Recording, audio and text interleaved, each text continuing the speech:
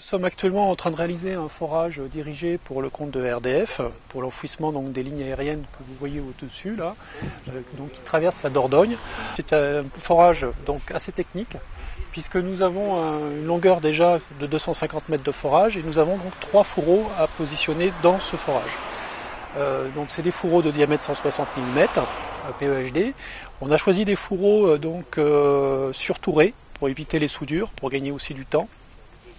Et comme je vous disais, il est particulier ce forage parce qu'on a un terrain qui est pas facile, qui est pas simple, puisque c'est un terrain donc sablonneux, argileux, qui a la particularité de s'ébouler un petit peu, si vous voulez, dans le forage, quoi, enfin dans le tir. On est descendu assez profond au niveau du lit de la rivière, à 6 mètres en dessous, pour pouvoir justement chercher le terrain le plus homogène possible.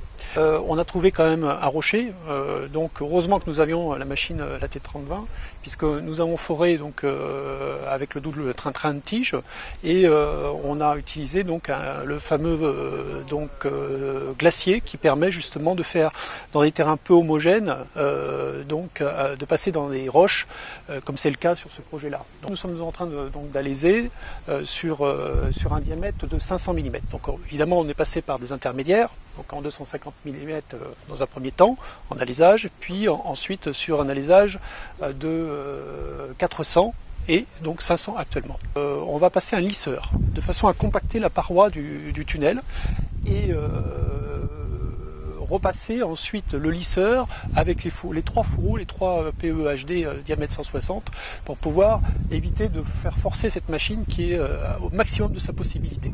Le point technique, c'est que nous avons un rayon de courbure assez important sur ce chantier-là, puisque bon, derrière vous ne voyez pas, mais nous sommes vraiment juste au bord de la route, et donc avec peu de recul, nous sommes obligés d'avoir un rayon de courbure qui est très important, quoi. Donc ce qu'on ne pourrait pas faire avec une grosse machine, puisqu'on aurait des tiges qui n'ont pas la possibilité d'avoir un rayon de courbure assez important. Tout se déroule bien, croisons les doigts. De toute façon, comme tout dirait foreur, la réussite du chantier, elle sera quand on aura nos 3 fourreaux qui seront arrivés donc à l'extrémité du forage. Voilà.